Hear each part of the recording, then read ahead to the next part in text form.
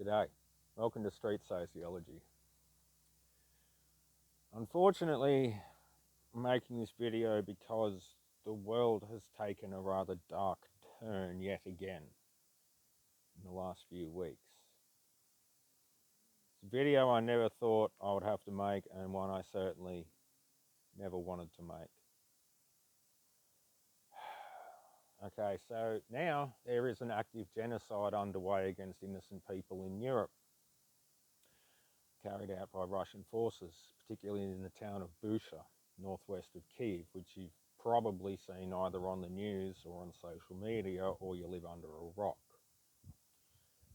And in that town and several others that was recaptured by the Ukrainian forces, they discovered many hundreds of civilians tortured and shot dead on the streets, dragged out of their homes in front of houses, hands bound behind their backs, and were shot in the back of the head. Some were decapitated. These are all civilians, I'd like to add. They weren't armed resistance fighters. They were in their homes and were dragged out and executed by Russian forces. This has gone to a point now where we're not talking about a small regional conflict over land or something. This has become a war of annihilation. Now, at the moment, as always, especially in the fog of war, there exist several competing narratives or concepts of what people say is going on. Broadly speaking, the Ukrainian/Western one, and on the other side there's a Russian one. Now, for the last few weeks, a surprisingly large amount of people in the West have gone quite strongly with the Russian narrative. Now, this isn't entirely their fault per se. It is partly the fault of the West, particularly the Americans, because how many illegal wars has the United States launched in the last 50 years? You know, you look at Vietnam, Afghanistan, Iraq, and people say, well, why should they be excused of their crimes? Well, no one says they should be. They should be punished for their crimes. You know, Western leaders that carried out those illegal wars, illegal invasions that led to the deaths of millions. But do not sit there and say that that makes what Russia's doing okay. There is an active genocide now taking place in a European country.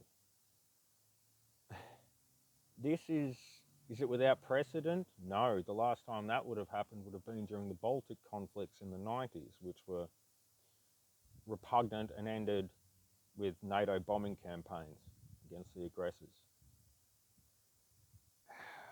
But then it's happening again. I'll give you the very abridged version because I don't want to talk about or think about half the stuff I've seen in the last 3 weeks.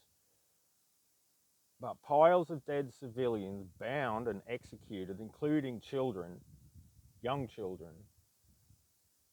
You can't just tolerate this. You can't moralize it by saying, oh, well, America did it too, so of course it's okay that Russia does it. Well, I don't actually happen to believe that it's okay that anybody executes children, whether they're Americans in Iraq or whatever, or Russians, as is happening right now. I don't happen to believe that's okay. All right? Now, you might think that my claims of a genocide taking place are in some way exaggerated. Well, you only would if you were sort of with the pro-Russian side of things, but they're not. In fact, let me clarify that for you. I'm going to quote a Russian news source called RIA Novosta. This is a quote, not a paraphrase, not a summary, a quote. All right?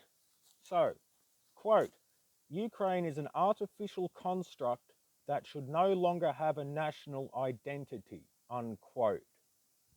You're saying that the country, the people in it, and obviously the culture that makes their national identity must be destroyed.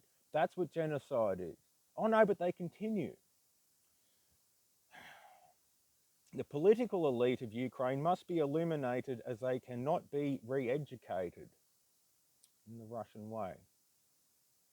RIA Novosta said that. This is genocide. The Russians are saying themselves that they are carrying out a genocide against the Ukrainian people. There's no debate here anymore. There's no conflicting narratives. The Russians themselves say that what they're doing is an intentional genocide, and all footage from the ground, not the news, the ground, confirms that's happening. There is no debate anymore. Right? Right. Now, if that doesn't make sense, let me put it another way, much in the same way I described in my last video on this topic. Some say that because Ukraine was once dominated by Russia, and by extension so was most of Eastern Europe, there's some kind of moral justification for the genocide of these innocent people and their culture.